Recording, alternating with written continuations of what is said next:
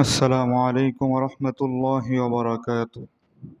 السلام ورحمة الله وبركاته.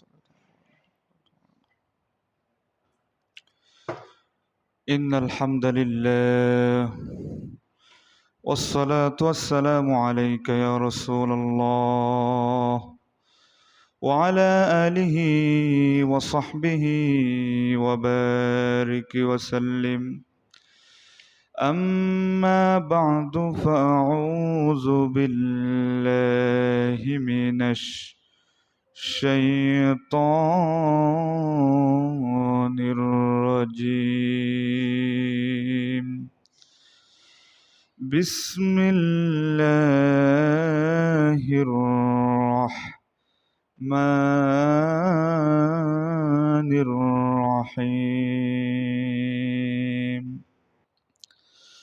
والنجم إذا هوى ما ضل صاحبكم وما غوى وما ينطق عن الهوى إن هو إلا وحي يوحى. وقال تعالى في شان حبيبه إن الله وملائكته يصلون على النبي يا أيها الذين آمنوا صلوا عليه وسلموا تسليما. اللهم صل على محمد وعلى آل محمد كما صليت على إبراهيم وعلى آل إبراهيم إنك حميد مجيد. اللهم بارك على محمد وعلى آل محمد كما باركت على إبراهيم وعلى آل إبراهيم إنك حميد مجيد. আলহামদুলিল্লাহ। মহান আল্লাহ সুবহানাহু ওয়া তাআলার দরবারে লাখো কোটি শুকরিয়া যে মহান মালিক, মহান রব, আমাদের পালনকর্তা, সৃষ্টিকর্তা, যে আল্লাহ সপ্তাহের শ্রেষ্ঠ দিন সৈয়দুল আইয়াম জুমার এই দিনে আল্লাহ তাআলার পবিত্র ঘর মসজিদে এসে কোরআন এবং হাদিস থেকে আমলের নিয়তে, পরিবর্তনের নিয়তে আল্লাহ তাআলা যে শোনার বলার সুযোগ করে দিয়েছেন, সেই মালিকের দরবারে আমরা সকলেই কালিমাতু শুকর আদায় করি, সকলেই বলি আলহামদুলিল্লাহ। দুরুদ ও সালাম সরওয়ারে কায়নাত, দো জাহানের বাদশাহ, ইমামুল মুরসালিন, শফিউল মুজনবিন, রহমাতাল লিল আলামিন, জনাবে মুহাম্মাদুর রাসূলুল্লাহ, সকলেই বলি সাল্লাল্লাহু আলাইহি ওয়াসাল্লামের উপর। প্রিয় মুসল্লিয়ান একরাম, নবী করিম সাল্লাল্লাহু আলাইহি ওয়াসাল্লামের দাওয়াতি জীবন, দাওয়াতি জিন্দেগি নিয়ে আমরা আলোচনা শুনতেছিলাম। রাসূল করিম সাল্লাল্লাহু আলাইহি ওয়াসাল্লাম দাওয়াত দিতে গিয়ে, ইসলাম প্রচার করতে গিয়ে কাফের মুশরিকদের কেমন জুলুম নির্যাতনের শিকার হয়েছে, সে বিষয় নিয়ে আমরা ধারাবাহিক আলোচনা শুনতেছিলাম। গত জুমায় নবী করিম সাল্লাল্লাহু আলাইহি ওয়াসাল্লামের দাওয়াত ঠেকানোর জন্য কাফেররা 8টি কর্মসূচি হাতে নিয়েছিল। তার মধ্যে 1 নম্বর হলো নবী করিম সাল্লাল্লাহু আলাইহি ওয়াসাল্লামের নামে গোটা মক্কায় কুৎসা লটালো, বদনাম লটালো, নবীজিকে পাগল, গণক, জাদুকর বলে তারা গোটা মক্কায় কুৎসা লটালো। তাতেও যখন নবীজির দাওয়াত তারা থামাইতে পারতেছে না, তখন দ্বিতীয় নম্বর কর্মসূচি তারা হাতে নিল। সেটি হলো গোটা মক্কায় যারা কোরআনের কথা শোনে, নবী করিম সাল্লাল্লাহু আলাইহি সাল্লামের কথা শোনে, ইসলাম কবুল করে, এর বাধা দেওয়ার জন্য মক্কার অলিতে গলিতে কাফের বেঈমানরা গানের কনসার্ট অর্থাৎ অশ্লীলতাকে ব্যাপকভাবে তারা ছড়ালো। শুধু তাই নয়, যারা ইসলাম কবুল করে, ঈমান আনে, তাদের পিছনে সুন্দরী নারীদেরকে লেলিয়ে দিল। তারপরেও রসুল করিম সাল্লাল্লাহু আলাইহি ওয়াসাল্লামের দাওয়াতকে তারা ঠেকাতে পারল না। দ্বিতীয় নম্বর কর্মসূচি যখন বৃথা হলো, তখন তৃতীয় নম্বর কর্মসূচি তারা হাতে নিল। সেটি হলো রসুল করিম সাল্লাল্লাহু আলাইহি ওয়াসাল্লামকে নিয়ে তারা কুযুক্তি আঁটলো। কি যুক্তি আঁটলো? কুযুক্তি। যে মুহাম্মদ সাল্লাল্লাহু আলাইহি সাল্লাম এটা আবার কেমন রসুল? রসুল কি এমন হয় নাকি যে আমাদের মতো বাজারে যায়, আমাদের মতো তার স্ত্রী পুত্র রয়েছে, সন্তানাদি রয়েছে, আমাদের মতো পোশাক পায়খানা করে? এটা আবার কেমন রসুল? আল্লাহ সুবহানাহু ওয়া তাআলা ওই কাফেরদের কথাগুলা কোরআনুল কারিমে কোট করে দিয়েছেন। কোরআনুল কারিমের 25 নম্বর সূরা সূরাতুল ফুরকানের 7 নম্বর আয়াত থেকে আল্লাহ তাআলা বলেন, ওয়াকালু মা লিহাযার রাসূলি ইয়াকুলুত তাআম ওয়া ইয়ামশি ফিল আসওয়াক লাউলা উনজিলা ইলাইহি মালাকুন ফায়াকুনা মাআহু নাযীরা। ওই কাফেরদের কথাগুলো আল্লাহ তাআলা এভাবে বললেন যে ওই কাফেররা কি বলতো, এটা আবার কেমন রসুল যে রসুল সাল্লাল্লাহু আলাইহি সাল্লাম বাজারে যায়, খানাপিনা করে, আমাদের মতোই চলাফেরা করে, এটা আবার রসুল হয় নাকি? নাউযু বিল্লাহি মিন যালিক। ঠিক ওই কাফেরদের কথার সাথে মিল করে এ সমাজের কিছু মানুষ, গত জুমায় বলছিলাম, তারাও নবীজিকে সাল্লাল্লাহু আলাইহি সাল্লাম, নবী সাল্লাল্লাহু আলাইহি সাল্লামকে তারা মানুষই মনে করে না। নবী সাল্লাল্লাহু আলাইহি সাল্লাম আমাদের মতো মানুষ নয়, মানুষের মধ্যে তিনি মহামানব। আল্লাহ তাআলার পরে যার স্থান, তিনি হলেন মুহাম্মাদুর রাসূলুল্লাহ। সকলেই বলেন সাল্লাল্লাহু আলাইহি ওয়াসাল্লাম।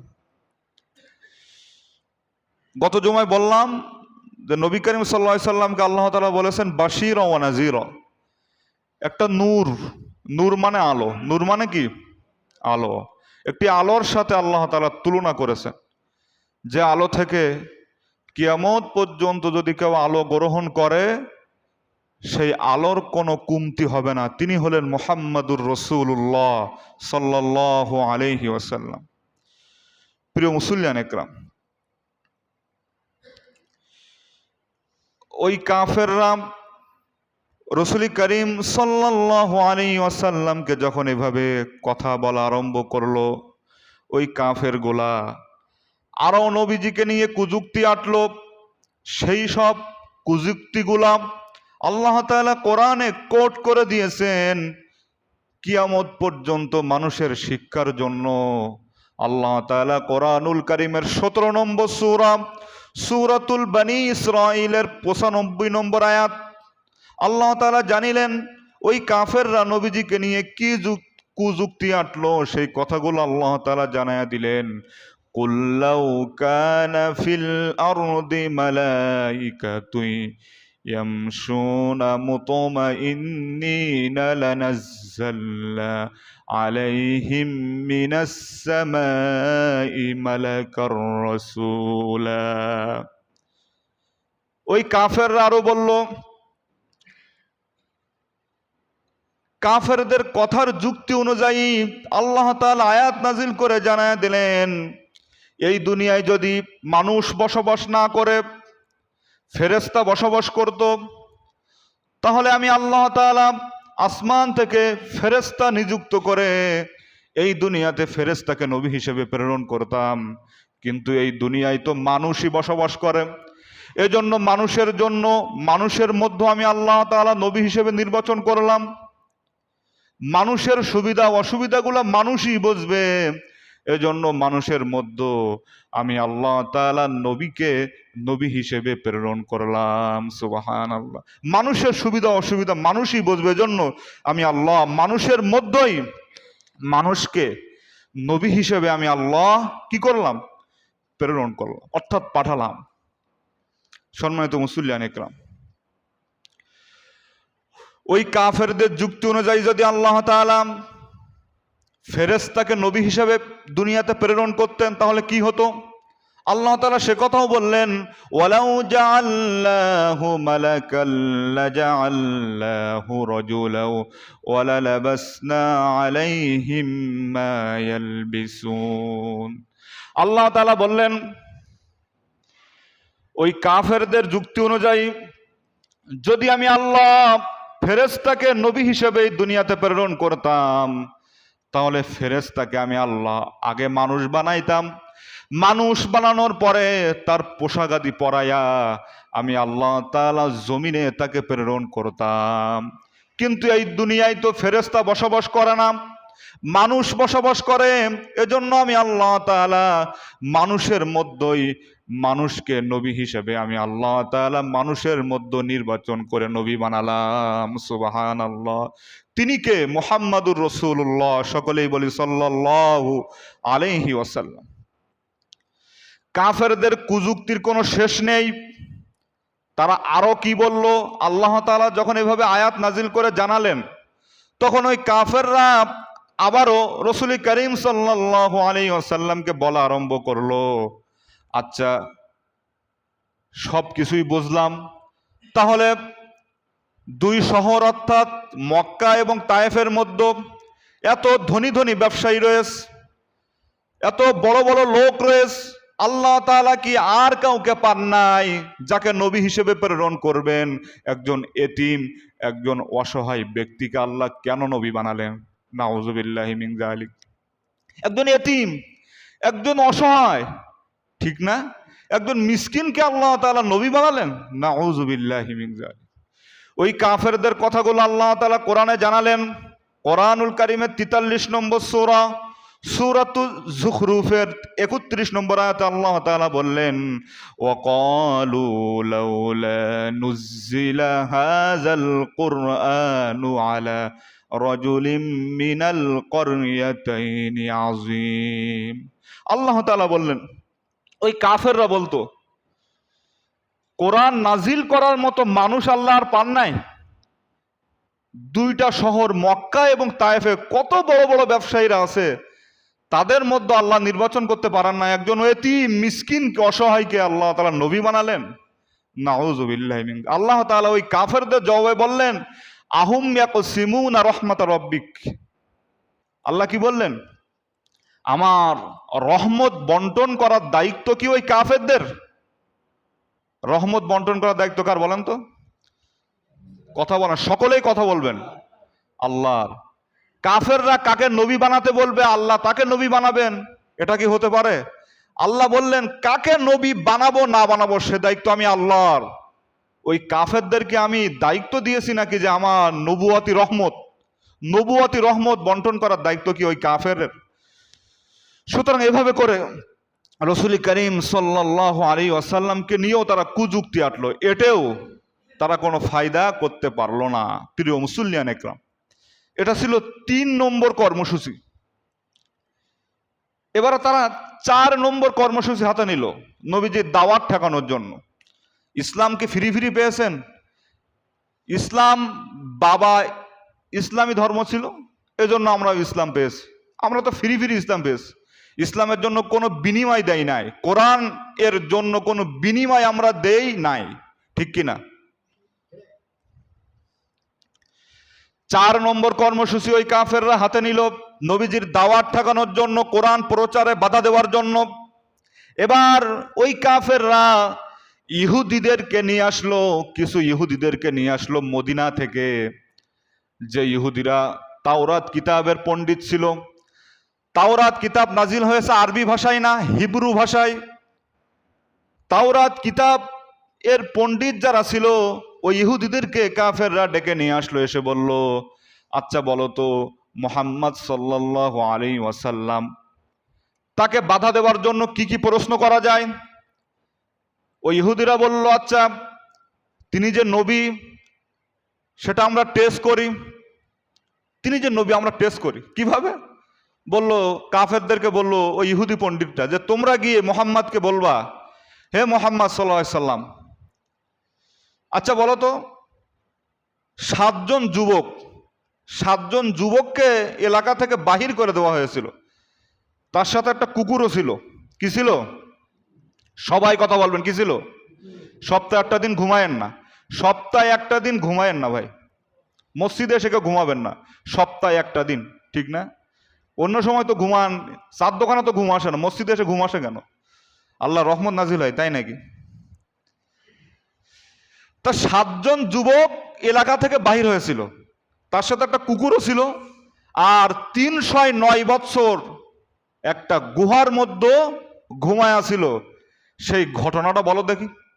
কাকে জিজ্ঞাসা করলেন? সবাই বলেন, নবীজিকে জিজ্ঞাসা করলেন। আল্লাহ তাআলা এবার সূরা কাহাফ নাজিল করলেন, আসহাবে কাহাফের ঘটনা আল্লাহ তাআলা নবীজির সামনে পেশ করলেন। রাসূল করিম সাল্লাল্লাহু আলাইহি ওয়াসাল্লামকে প্রশ্ন করেও তারা ঠেকাতে পারল না। এবার কাফেররা এসে ইহুদি পণ্ডিতদেরকে বলছে, কি একটা যুক্তি শিখে আছো, এটাও তো মুহাম্মদ জানে। এবার কাফেররা কথা বলার পরে ইহুদি পণ্ডিতরা বলল, আচ্ছা আর একটা জিনিস জিজ্ঞাসা করো নবীজির কাছে, অর্থাৎ মুহাম্মাদের কাছে গিয়ে বলো তো যুলকারনাইন সম্পর্কে নবীজি কি জানে, অর্থাৎ মুহাম্মদ সাল্লাল্লাহু আলাইহি ওয়াসাল্লাম কি জানে। এবার ওই কাফেররা ইহুদিদের যুক্তি অনুযায়ী চলে গেল, নবীজির কাছে গিয়ে বলল, হে মুহাম্মদ বলো তো যুলকারনাইন সম্পর্কে। এবার রাসূল করিম সাল্লাল্লাহু আলাইহি ওয়াসাল্লামকে আল্লাহ তাআলা যুলকারনাইন সম্পর্কে আয়াত নাজিল করে জানায়া দিলেন। সুবহানাল্লাহ। এখানেও তারা ধরা খেল। এবার 5 নম্বর কর্মসূচি, 4টা গেল।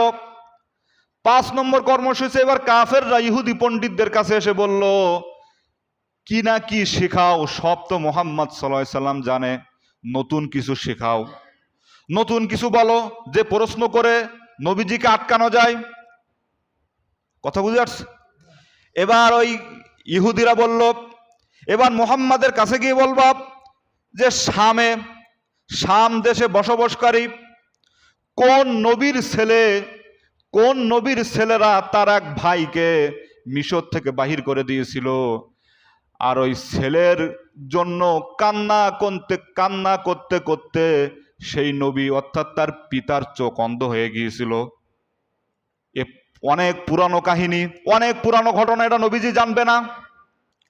এবার কাফেররা নবীজির কাছে গিয়ে সেই সেম প্রশ্ন করলো।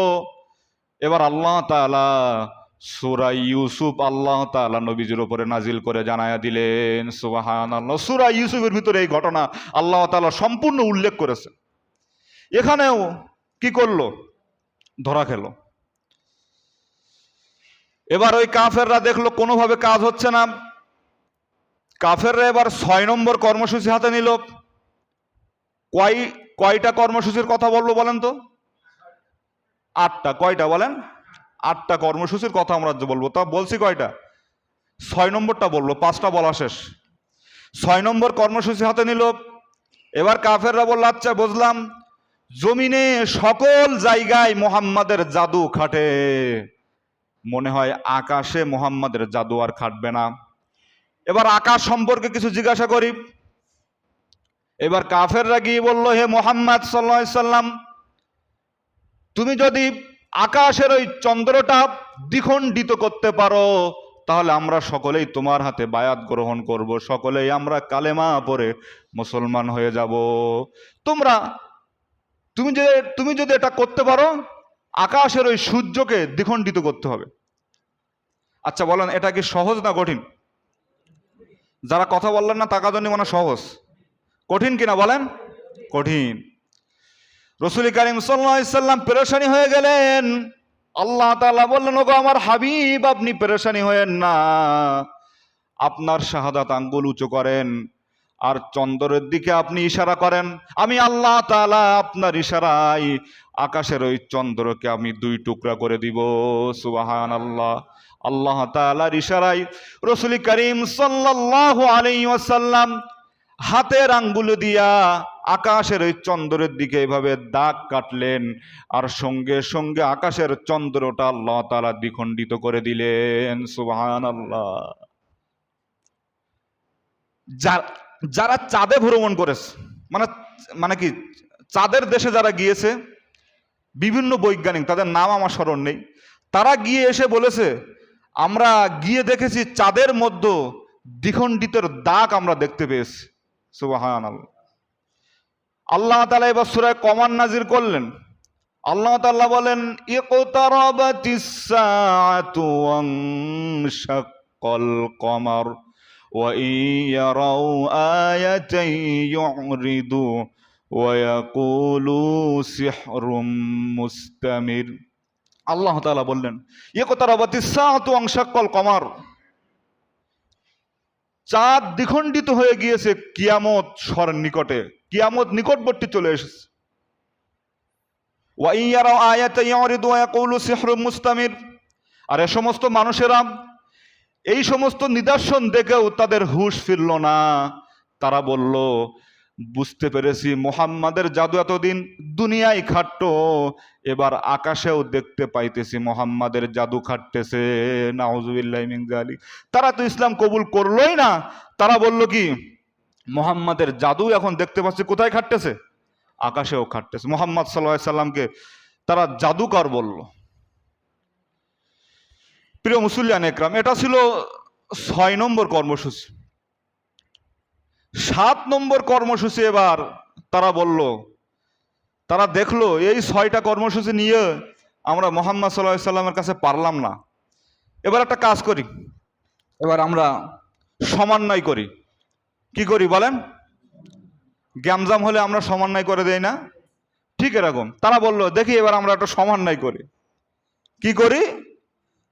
মুহাম্মদ সাল্লাল্লাহু আলাইহি সাল্লামকে গিয়ে বলল, হে মুহাম্মদ সাল্লাল্লাহু আলাইহি সাল্লাম, একটা কাজ করি, চলো, গেজাগেজি করে লাভ নেই, ফ্যাসাদ করে আর লাভ নেই, তুমি তো আমাদেরই সন্তান, তুমি তো আমাদের মধ্যেই বড় হয়ে উঠেছো, একটা কাজ করি, চলো, গেজাগেজি করে আর লাভ নেই, আমরা 50-50 করে নেই। মানে কি, তুমিও কিছুদিন আমার ইবাদত করবা, আমরাও কিছুদিন তোমার ইবাদত করব। এবার আল্লাহ তাআলা সূরা কাফিরুন নাজিল করলেন, কুল ইয়া আইয়ুহাল কাফিরুন লা আ'বুদু মা তা'বুদুন ওয়ালা আনতুম আবিদুনা মা আ'বুদ ওয়ালা আনা আবিদুম মা আবাদতুম ওয়ালা আনতুম আবিদুনা মা আ'বুদ লাকুম দীনুকুম ওয়ালিয়া দীন। এবার মুহাম্মদ সাল্লাল্লাহু আলাইহি সাল্লাম তাদেরকে বললেন, কুল ইয়া আইয়ুহাল কাফিরুন।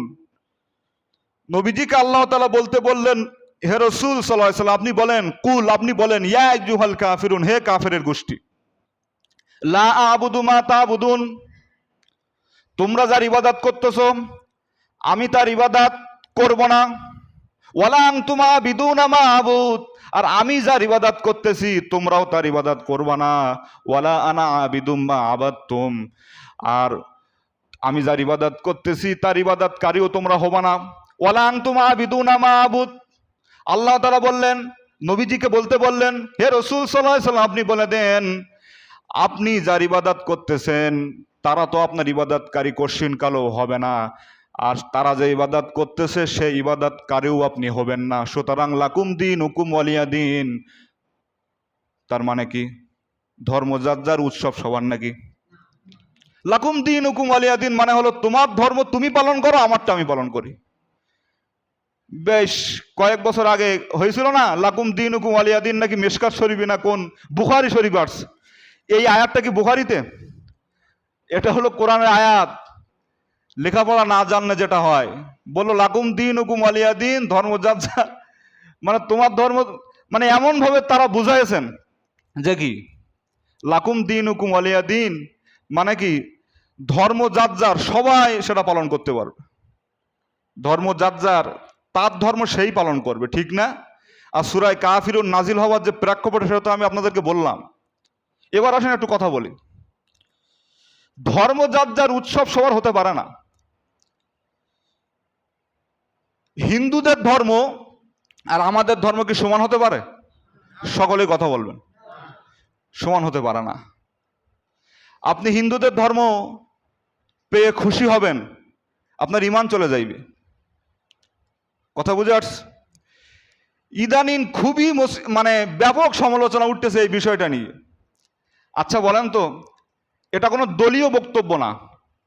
আমার বাবা যদি ইসলামের বিরুদ্ধে কথা বলে, তার বিরুদ্ধে আমার কথা বলা দরকার আছে কিনা? আছে না নেই? সকলের আগে আমার আল্লাহ রসুল, ঠিক না? সকলের আগে আমার ঈমান। আমার ঈমানকে বিকৃত করার জন্য আমি তো এই কাজ করতে পারবো না। যারাই পুজো মণ্ডলে গিয়েছেন, আপনি নেতা, আপনি জাতীয় পারেন, অসুবিধা নেই, কিন্তু গিয়ে কি আপনি খোঁজ খবর নেন, আপনি তাদের মন্দির পাহারা দেন, দিতে কোনো অসুবিধা নেই। কিন্তু আপনি এমন বক্তব্য দিলেন যে কি যেটা ইসলামের সাথে সাংঘর্ষিক, ঠিক না? ইসলামের ইবাদতের সাথে সাংঘর্ষিক, যে যেখানে সব থেকে বেশি কুফুর এবং শিরিক হয় আল্লাহ রসুলকে নিয়ে, মূর্তিকে নিয়ে। যেই মূর্তির জন্য ইব্রাহিম আলাইহিসসালাম কি করেছেন? বিরোধিতা করেছেন।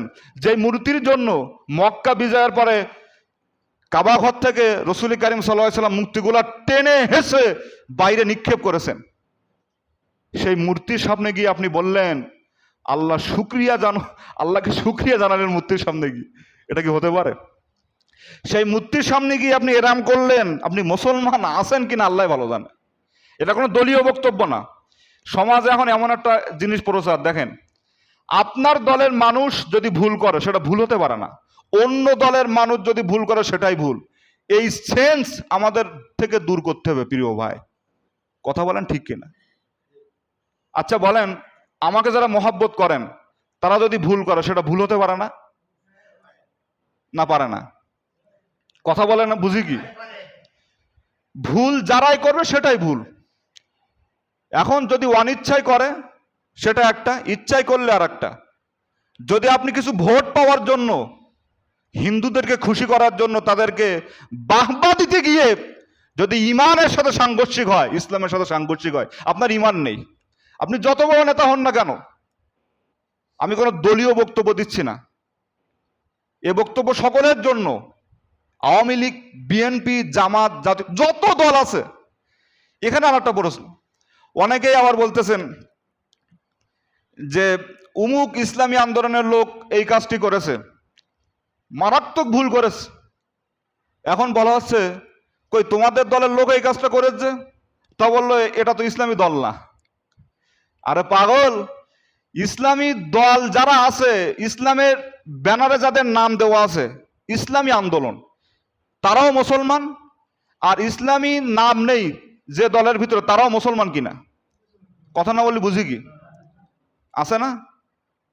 আমরা যারাই বাংলাদেশে কি অধিকাংশ মানুষ হিন্দু না মুসলমান? মুসলমান, ঠিক না ভাই? এটা কোনো দলীয় বক্তব্য নয়। পুজো মণ্ডলে গিয়ে যারা শুকরিয়া আদায় করেছে, যারা শুভেচ্ছা জানিয়েছে, তাদের ঈমান নষ্ট হয়ে গিয়েছে, আবার পুনরায় ঈমান আনতে হইবে, সে যে দলের লোক যাক না কেন। কথা বুঝে আসছে? এটা আমার দলীয় বক্তব্য না কোরআনের বক্তব্য? এটা কোরআনের বক্তব্য। এটা কেউ অসন্তুষ্ট যদি হন তাহলে এটা আপনি কোরআন সুন্নাহ মোতাবেক আপনি ঠিক করেন নাই, যদি অসন্তুষ্ট কেউ হয়, প্রিয় মুসলিয়ান একরাম। সুতরাং আল্লাহ তাআলা নবীজিকে জানালেন যে ওই কাফেরগুলা আপনার সাথে 50-50 করতে চায়, অর্থাৎ কিছুদিন মোহাম্মদ তুমি আমাদের মূর্তির সামনে মাথা নত করবা, আর আমরাও কিছুদিন তোমার আল্লাহর সামনে মাথা নত করব। এরকম করো, আমরা চলি, এইটা করি, তাহলে গ্যামজাম ফ্যাসাদার হবে না। রসুল কি তাই করেছেন? নাউজুবিল্লাহ মিন, তাই করেছেন বলেন? সেই নবীর উম্মত হয়ে আমরা কি তাই করতে পারি? সনাতন ধর্মীর ভাইরা আমাদেরও ভাই, ঠিক না?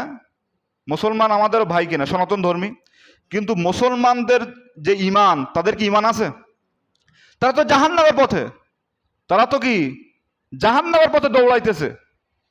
আমার ভাইরা, আমরা কেউ দল কানা না হই, দল কানা, কথা বুঝে আসছে? দল কানা কেউ না হই, আমরা ইসলাম এবং কোরআন সুন্নাহ কানা হই। এই কথাটা বুঝতে পেরেছেন ভাই? দল কানা মানে কি? দলের লোক কোনো ভুল করলে সেটা ভুল না, এমনটি নয়।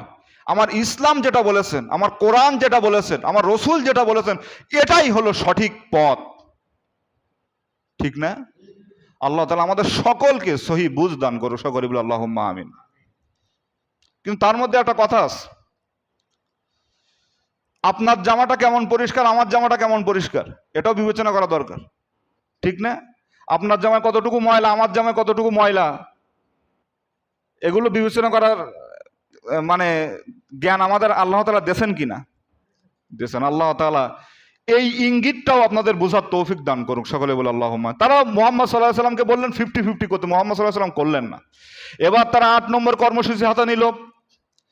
তারা এবার রাসূল করিম সাল্লাল্লাহু আলাইহি ওয়াসাল্লামকে কিনতে চাইলো। নবীজির কাছে এসে বললেন, হে মুহাম্মদ সাল্লাল্লাহু আলাইহি সাল্লাম, তুমি একটা কাজ করো, তুমি যদি আরবের মধ্যে সব থেকে ধনী লোক হতে চাও, তোমাকে আমরা ধনী বানাই দিব। যদি তুমি সুন্দরী নারী বিবাহ করতে চাও, সুন্দরী নারীর সাথে তোমাকে বিবাহ দিব। তুমি যদি রোগাক্রান্ত হও, অর্থাৎ জিন ভূত যদি তোমাকে আসর করে, মক্কা এবং তায়েফের মধ্যে সব থেকে বড় গুণীন, সব থেকে বড় ডাক্তার দেখে তোমাকে চিকিৎসা করব, কিন্তু তুমি এই দাওয়াত আর দিও না। তুমি যেটাই চাও সেটাও আমরা করব। রাসূল করিম সাল্লাল্লাহু আলাইহি ওয়াসাল্লাম বললেন, ও কাফেরের গোষ্ঠীরা, আচ্ছা বলো তো, আকাশের ওই চন্দ্র, আকাশের ওই সূর্য, আকাশ থেকে দুনিয়াতে আনা কি সম্ভব নাকি? সম্ভব? সম্ভব না। আকাশের ওই সূর্য যদি আমার ডান হাতে, আর আকাশের ওই চন্দ্র যদি আমার বাম হাতে এনে দাও, আমি যে আল্লাহর দাওয়াত দিচ্ছি, ইকামতে দিনের দাওয়াত দিচ্ছি, এক আল্লাহর দাওয়াত দিতেছি, এই দাওয়াত থেকে আমি এক পাও পিছপা হব না। সুবহানাল্লাহ। আমি দাওয়াত দিয়েই যাব, যতই তোমরা বাধা দাও না কেন, কোনো লাভ হবে না। সম্মানিত মুসল্লিয়ান একরাম, এভাবে করে রাসূল করিম সাল্লাল্লাহু আলাইহি ওয়াসাল্লাম এর উপরে 8টি কর্মসূচি নিলেন, সেটা কোনো কাজ হলো না। এবার তারা কি করলো দেখেন, এবার ওই কাফেররা তো হাত গুটিয়ে বসে থাকলো না। এবার ওই কাফেররা চিন্তা করলো কি করা যায়। এবার তারা আরেকটা যুক্তি আটলো। তারা বলল, তারা অপপ্রচার চালালো আবারও। তারা বলল, মুহাম্মদ সাল্লাল্লাহু আলাইহি সাল্লাম যে কালাম শোনায়, যে কবিতা শোনায়, এটা তার নিজের পক্ষ থেকে শোনায়, এটা আল্লাহর পক্ষ থেকে না। নাউজুবিল্লাহি মিন যালিক। আচ্ছা বলেন তো, রাসূল সাল্লাল্লাহু আলাইহি সাল্লাম এই কিতাব তিনি যে শোনাইতেন, এটা কার পক্ষ থেকে? এটা কি নবীজির নিজের কথা? রাসূল সাল্লাল্লাহু আলাইহি সাল্লাম নিজের কথা না। এবার আল্লাহ তাআলা ওই কাফেরদের জবাবে কোরআনুল কারীমের 53 নম্বর সূরা, সূরাতুন নাজমের প্রথম থেকে আল্লাহ তাআলা জানালেন, ওয়ান নাজমি ইযা হাওয়া মা দাল্লা সাহিবুকুম ওয়া মা গাওয়া ওয়া মা ইয়ানতিকু আনিল হাওয়া ইন হুয়া ইল্লা ওয়াহয়ু ইউহা। আল্লাহ তাআলা বললেন, ওয়ান নাজমি ইযা হাওয়া, আমি কসম কাটলাম নক্ষত্রের যা অস্তমিত হয়ে যায়। মা দাল্লা সাহিবুকুম ওয়া মা গাওয়া, তোমার সাথী অর্থাৎ মুহাম্মদ সাল্লাল্লাহু আলাইহি সাল্লাম পথভ্রষ্ট হয় নাই, বিপদগামী হয়ে যায় নাই। মা দল্লা সাহিবুকুম ওয়া মা গাওয়া ওয়া মা ইয়ানতিকু আনিল হাওয়া। আর মুহাম্মদ সাল্লাল্লাহু আলাইহি সাল্লাম যা বলে সে নিজের খেয়াল খুশি মতন বলে না। ইন হুয়া ইল্লা ওয়াহয়ু ইউহা, মুহাম্মদ সাল্লাল্লাহু আলাইহি সাল্লাম যা বলে সেটা হলো আল্লাহ তাআলার পক্ষ থেকে ওহী ছাড়া আর কিছুই না। সুবহানাল্লাহ। মুহাম্মদ সাল্লাল্লাহু আলাইহি সাল্লাম যা বলে সেটা হলো আল্লাহর পক্ষ থেকে ওহী ছাড়া আর কিছুই না। তিনি যাই বলেন সব কার কথা ভাই? আল্লাহ তাআলার কথা। প্রিয় মুসলিয়ান একরাম, ওই কাফেররা এবার বলল না, নবীজি যেটা বলেন সাল্লাল্লাহু আলাইহি সাল্লাম সেটা হলো তিনি নিজেই বানায়া বানায়া বলেন। এবার আল্লাহ তাআলা নিজেই এবার কাফেরদের পক্ষে চ্যালেঞ্জ দিলেন মুহাম্মদ সাল্লাল্লাহু আলাইহি সাল্লামের মাধ্যমে। এবার আল্লাহ নিজেই কাফেরদেরকে চ্যালেঞ্জ দিলেন। এবার আল্লাহ তাআলা বললেন কোরআনুল কারীমের ৮ নম্বর সূরা সূরাতুল আনফালের ৩১ নম্বর আয়াত আল্লাহ তাআলা বললেন ওয়া ইযা তুতলা আলাইহিম আয়াতুনা ক্বালু ক্বাদ সামি'না লাউ নাশাউ লাকুল্না মিসলা হাযা ইন হাযা ইল্লা আসাতিরুল আউয়ালিন। আল্লাহ তাআলা বললেন যে মুহাম্মদ সাল্লাল্লাহু আলাইহি সাল্লাম উপরে যেই ওহী নাজিল হয়, ওই কাফেররা কি বলে দেখেন।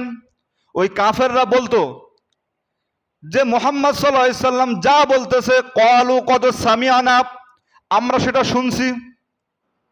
লাউ নাশাউ লাকুল্লা মিসলা হাযা, আমরাও অনুরূপ বলতে পারবো। মুহাম্মদ যেটা বলে ওই কাফেররা বলল আমরাও অনুরূপ কবিতা আবৃত্তি করতে পারবো। ইন হাযা ইল্লা আসাতিরুল আউয়ালিন, মুহাম্মদ সাল্লাল্লাহু আলাইহি সাল্লাম যেটা বলে সেটা তো 15 দিনের পূর্ব কাহিনী ছাড়া আর কিছুই না। নাউজুবিল্লাহি মিন যালিক। মুহাম্মদ যেটা বলে সেটা আমরা শুনছি। ক্বালু ক্বাদ সামি'না মানে শুনছি, আমরা অনুরূপ বানাতে পারবো, মানে আমরাও কোরআনের মতো একটা কোরআন আমরা বানাতে পারবো। এটা কে বললেন? কাফেররা। সবাই বলেন কাফেররা বলল যে আমরাও এটা বানাতে পারবো। আর মুহাম্মদ সাল্লাল্লাহু আলাইহি সাল্লাম যা বলে এটা তো পূর্বদিনের কাহিনী ছাড়া কিছুই বলে না, আমরা এটাও বানাতে পারবো। একথা কারা বললেন? কাফেররা বললেন। আল্লাহ তাআলা এবার চ্যালেঞ্জ ছুড়ে জানায়া দিলেন আম ইয়াকুলুনা তাকাওয়ালাহু বাল লা ইউমিনুন ফালইয়াতু বিহাদিসিম মিসলিহি ইন কানু সাদিকিন। আল্লাহ তাআলা বললেন ওই কাফেররা বলে আমার এই কালামের মতো একটি কালাম নাকি তারা বানাইবে। আমি আল্লাহ চ্যালেঞ্জ ছুড়ে জানায়া দিলাম, ওই কাফেরদেরকে বললাম তোমরা যদি তোমাদের কথায় সত্যবাদী হয়ে থাকো তাহলে দেখি তো আমার এই কালামের মতো একটি কালাম বানাও দেখি, আমার এই কিতাবের মতো একটি কিতাব তোমরা বানাও দেখি। তো তোমরা তো বলতেছো মুহাম্মদ যেটা বলে সেটা হলো নিজের পক্ষ থেকে বলে, তাহলে এই কিতাবের মতো এই কালামের মতো তোমরাও একটা বানাও দেখি। এ কথা কে বললেন? কথা শুনতেছেন ভাই না ঘুমাচ্ছেন? কাফেররা যখন নবীজিকে এভাবে বললেন, আল্লাহ চ্যালেঞ্জ ছুড়ে বললেন যে তোমরাও একটা কিতাব বানাও দেখি। আচ্ছা বলেন, কিয়ামত পর্যন্ত চেষ্টা করলেও এই কিতাবের মতো কিতাব কেউ বানাইতে পারবে? একটা আয়াতও বানাইতে পারবে? কেউ পারবে না। এবার ওই কাফেররা খুব চেষ্টা করলো, ও চেষ্টা করে টোরে কোনো কাজ হলো না। এই কালামের মতো কালাম তো বানাইতে পারলো না। এবার আল্লাহ তাআলা প্রথম দফায় চ্যালেঞ্জ করলেন, করার পরে যখন বানাইতে পারলো না আল্লাহ তাআলা এবার সমূলে ঘোষণা দিলেন। আল্লাহ তাআলা বললেন কুল্লা ইনি জিতামাতিল ইনসু ওয়াল জিন্নু আলা আইয়াতু বিমিসলি হাযাল কুরআন লা ইয়াতুনা বিমিসলিহি ওয়ালাউ কানা বা'দুহুম লিবা'দিন যাহিরা। আল্লাহ তাআলা বললেন শুধু কাফের না, গোটা দুনিয়ার মানুষ এবং জিন মিলে আমার এই কালামের মতো একটি কালাম বানাও তো দেখি। গোটা দুনিয়ার মানুষ এবং জিন তোমরা একত্রিত হও, একত্রিত হয়ে আমার এই কালামের মতো একটা কালাম বানাও দেখি। কেউ কি বানাইতে পেরেছে নাকি? কিয়ামত পর্যন্ত কেউ পারবে নাকি? কেউ পারবে না। প্রথম দফায় আল্লাহ তাআলা চ্যালেঞ্জ করলেন, করে এবার গোটা মানুষদেরকে জানালেন। এই চ্যালেঞ্জকে গ্রহণ করতে পারলো না, আল্লাহ তাআলা এবার দ্বিতীয় দফায় চ্যালেঞ্জ ছুড়ে দিলেন। মুহাম্মদ সাল্লাল্লাহু আলাইহি ওয়াসাল্লামের মাধ্যমে আল্লাহ জানালেন। এবার কাফেরদেরকে আল্লাহ তাআলা বললেন, আম ইয়াকুলুনা ইফতারা কুল ফাতু বিআশরি সুওয়ারিম মিসলিহি মুফতারায়াতিন ওয়াদউ মান ইসতাতা'তুম মিন দুনিল্লাহি ইন কুনতুম সাদিকিন। আল্লাহ তাআলা বললেন, প্রথম দফায় তো চ্যালেঞ্জ করলাম, এই কালামের মতো একটা কালাম তো বানাইতে পারলে না। এবার দ্বিতীয় দফায় চ্যালেঞ্জ করতেছি, এই কালামের মতো কালাম বানানো লাগবে না। এই কোরআন শরীফের মধ্যে যতগুলা সূরা রয়েছে, ফালিয়াতু আম ইয়াকুলুনা ইফতারা কুল বিআশরি সুওয়ারিম মিসলিহি মুফতারায়াত, এই কালামের মধ্য থেকে 10টি সূরা, মাত্র 10টি সূরা তোমরা পারলে বানায়া দেখাও দেখি। প্রথম দফায় তো চ্যালেঞ্জ করলাম গোটা কোরআনের মতো কোরআন বানাও, তোমরা তো পারলে না। দ্বিতীয় দফায় চ্যালেঞ্জ করতেছি, ওই কাফেরদেরকে আল্লাহ বললেন, এই কোরআনের মধ্য থেকে যে কোনো 10টি সূরা তোমরা পারলে বানাও দেখি। কেউ কি বানাইতে পেরেছে? 10টি সূরা কেন, একটি আয়াতও বানাইতে পারলো না। এই চ্যালেঞ্জ দিতেছেন কে বলেন তো ভাই? আল্লাহ তাআলা দিচ্ছেন। এবার দ্বিতীয় দফায় চ্যালেঞ্জও তারা গ্রহণ করতে পারলো না। প্রথম দফায় চ্যালেঞ্জ তো পারলো না, দ্বিতীয় দফায়ও পারলো না। এবার আল্লাহ তাআলা তৃতীয় দফায় চ্যালেঞ্জ করলেন। আল্লাহ তাআলা সূরাতুল বাকারার 2 নম্বর সূরা, সূরাতুল বাকারার 23 নম্বর আয়াতে আল্লাহ তাআলা বললেন, ওয়া ইন কুনতুম ফি রাইবিম মিম্মা নাযালনা আলা আবদিনা ফাতু বিসূরাতিম মিন মিসলি ওয়াদউ শুহাদাকুম মিন দুনিল্লাহি ইন কুনতুম সাদিকিন। আল্লাহ তাআলা বললেন, প্রথম দফায় চ্যালেঞ্জ করলাম কোরআনের মতো কোরআন তো বানাইতে পারলে না। দ্বিতীয় দফায় চ্যালেঞ্জ করলাম কোরআনের মতো, কোরআনের মধ্য থেকে 10টি সূরা বানাও, তাও পারলে না। তৃতীয় দফায় আমি চ্যালেঞ্জ করতেছি, ও কাফেররা, তোমরা যদি তোমাদের কথায় সত্যবাদী হয়ে থাকো, তাহলে এই কোরআনের মতো কোরআন বানানো লাগবে না, 10টি সূরাও বানানো লাগবে না। এই কোরআনের মধ্য থেকে একটি সূরা পারলে তোমরা বানায়া দেখাও। কয়টা সূরা? একটি সূরা পারলি বানায়া দেখাও দেখি। তোমরা যে বলো আমার হাবিব সাল্লাল্লাহু আলাইহি সাল্লাম কোরআন নিজে থেকে কি বানাই বলে, তাহলে তোমরা একটি সূরা মাত্র বানায় দেখাও দেখি। আল্লাহ তাআলা যখন দফায় দফায় চ্যালেঞ্জ করতেছেন, মুসলমানদের মধ্য থেকে কোনো একজন ব্যক্তি কোরআনুল কারীমের সব থেকে ছোট সূরা, সেই সূরার নাম কি সবাই বলেন? এটাও জানেন না? না পড়লে জানবেন কিভাবে? সূরাতুল কাউসার, অর্থাৎ ইন্না আতাইনা কাল কাউসার, মাত্র 3টি আয়াত বিশিষ্ট। এই সূরার একটি আয়াত, অর্থাৎ ইন্না আতাইনা কাল কাউসার, এরকম ছোট্ট একটি আয়াত একটা কাগজে লিখে কাবা শরীফের দেয়ালের মধ্যে আটকায় রাখলো, লটকায় রাখলো, অর্থাৎ ঝুলায় রাখলো। আর তলায় লিখে দিল, কোরআনের মধ্য থেকে সব থেকে ছোট্ট একটি সূরা সূরাতুল কাউসারের। ও কাফেররা, এই কাউসারের একটি আয়াত তোমরা পারলে বানায়া দেখাও দেখি। কয়টি আয়াত? একটি আয়াত। আমার ভাইরা, সেই যুগটা ছিল কবি এবং সাহিত্যের যুগ। মানুষ বড় বড় কবি ছিল, লাবিদ বিন লাবিবা মতন কবি, মুআল্লাকার মতো কবি, বড় বড় সাহিত্যিক ওই জামানায় ছিল। তারা হাজারো চেষ্টা করে একটি আয়াতের মতো আয়াত তারা বানাইতে পারলো নাকি? পারলো না। তারা হাজার চেষ্টা করে বানাতে পারলো না। কোন কোন বর্ণনা আসছে কোন একজন কাফের কবি, আবার কোন কোন বর্ণনা আসছে লাবিদ বিন লাবিবার মতো কবি, তারা যখন প্রচেষ্টা করেও কিছু করতে পারলো না, তখন ওই কাগজের নিচেই তারা এবার লিখে দিল, লাইসা হাযা মিন কালামিল বাশার। তারা এবার লিখে দিয়ে বলল, এই কালাম, এই কিতাব একমাত্র আল্লাহ তাআলা রচিত ছাড়া কোনো মানুষ রচিত হতে পারে না। সুবহানাল্লাহ। তারা নিজেরাই লিখে দিল যে এই কিতাব, এই কালামের মতো কিতাব, এটা আল্লাহ রচিত ছাড়া কোনো মানুষ রচিত হতে পারলো না। প্রিয় মুসল্লিয়ান একরাম, এভাবে করে তারা নবী করিম সাল্লাল্লাহু আলাইহি ওয়াসাল্লামকে দাওয়াত ঠেকানোর জন্য নানান চেষ্টা প্রচেষ্টা করলো, কিন্তু কোনো লাভ হলো না। ইতিমধ্যে দাওয়াতি জিন্দিগির 4 বছর পার হয়ে গেছে, অর্থাৎ রসুল করিম সাল্লাল্লাহু আলাইহি ওয়াসাল্লামের বয়স হলো কত বছর? 44 বছর। কথা বুঝে আসছে? 40 বছর নবুয়ত লাভ পেয়েছেন না নাকি? না সব ভুলে গেছেন? সেই জন্ম, নবীজির জন্ম থেকে নিয়ে আমরা আলোচনা করতেছি ভাই, পার্ট টু পার্ট। এর মধ্যে কয় বছর পার হয়ে গিয়েছে? 4। 40 বছর না, 4 বছর। কয় বছর? 4 বছর অতিবাহিত হয়ে গেছে।